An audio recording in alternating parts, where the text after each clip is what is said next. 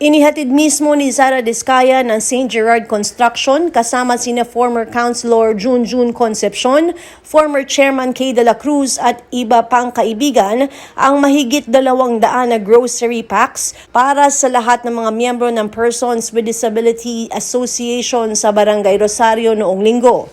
Sa ginanap na pagdiriwang ng ika-5 anibersaryo ng Asosasyon at National Disability Prevention and Rehabilitation Week ay ipinahayag ni Diskaya ang kanyang suporta sa grupo. Ayon sa kanya, malapit sa kanyang puso ang mga taong may kapansanan at nais niya magkaroon ng pantay na pagtingin ng lahat para sa sektor. Magandang balita din ang kanyang hatid dahil tinitignan ng SGC na magkaroon ng libreng assessment para sa mga PWD. Nabatid na dati nang tumutulong at nagbibigay ang St. Gerard ng mga assistive device para sa mga may kapansanan. Maliban pa dito ay inklusibo din ang kanilang kumpanya at may mga PWD employees. Actually, yung programa na to is very close to my heart. Katulad ng sabi ko kanina, kasi meron din akong activity na in-attend kanina for PWD. Siyempre, yung mga kids ko, they have the spectrum of ADHD. So, yun yung close to my heart na organization kasi I just want na yung may equality in the society. Namigay kami ng mga groceries, yung mga request nila para sa lahat ng mga kasamahan nila dito sa 5th anniversary ng mga samahan na may kapansanan. Nag-request sila ng food pack. So, lahat ng samahan nila dito na 200 or more persons, nagbigay tayo ng food packs for each person here. May nag-request namin like for developmental PEDSA. Yun yung hinahanap namin ngayon kasi very pricey ang developmental PEDSA. So, we're trying to negotiate na mas mababa para ma-assess sa mga bata na may ADHD as well as yung sa mga therapy nila, try natin na makuha ng libre na services or kami yung sasagot for that. Madami nagre-request din ng mga wheelchairs, mga quad cane.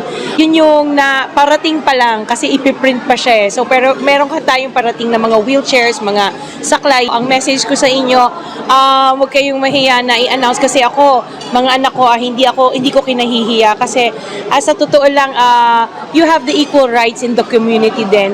Katulad sa SGC, marami din kami mga empleyado that are PWD din. Pero it doesn't mean na wala silang opportunity or same na rights na pwede sila matrabaho sa company namin or sa other companies. Kaya nga sana na magkaroon din ng ordinance or something that will allow PWDs to work or maging kaisa din namin sa mga organizations or sa mga companies na makatrabaho sila.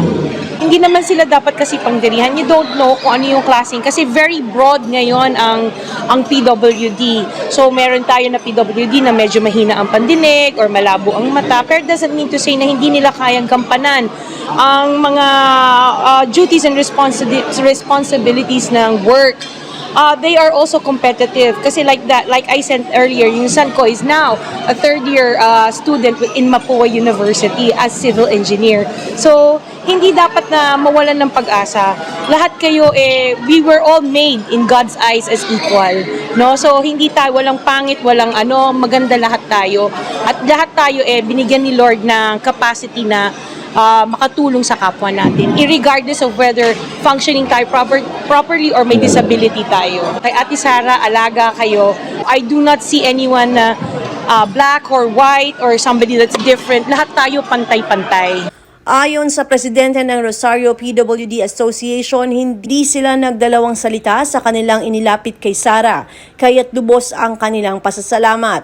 Sinabi ng isa sa nakapanayam ng iNews, nagsisilbing inspirasyon sa kanya si Ate Sara at hiling na magpatuloy ito sa pagtulong sa kapwa. Napakalaking tulong po ang ibinigay ni Ate Sara from St. Gerard Construction. Grabe, binigyan niya talaga lahat ng members ng grocery pack. Alam mo yung hindi, na-amaze ako kasi parang hindi mo ganun hiningi ng, alam mo yung hindi ka nahirapan humingi. Pero eto, binaba, walang kahirap-hirap, hindi pina-pick up, kusang dumating, napaka-blessing po para sa aming lahat ng mga umattend dito. Thank you po, Ma'am Sara. More than we've expected ang dumating. Thank you so much po. Pasalamatan rin namin ang ating Kuya Curly, ang ating Ate Sara ng St. Gerard Corporation Charity Foundation na talagang andyan po na may pagkakaloob para sa amin sa sektor ng PWD sa Rosario. Happy lang kasi napaka-kind naman po ng St. Gerard. Kasi imagine ang dami. Actually nag-browse ako sa sa page nila kanina when they say na you can check daw yung St. Gerard, and I'll check it. Then nalaman ko na yes, nung nakaraan meron lang silang parang last week lang yon sa Sagad, which is ngayon naman dito naman sa may Rosario. So kay Ma'am Sara, thank you kasi ang dami niyang tinatutulungan. Actually unexpected siya, parang same lang kami na situation. Kapatid ko naman yung may disability, din siya, may autism din siya, pero parang in the future, parang gusto ko din sumali sa mga ganun. Nakaka-inspire siya. And sana marami pa sila matutunan. Ako si Luan Peñano para sa latest ng iNews Pasig.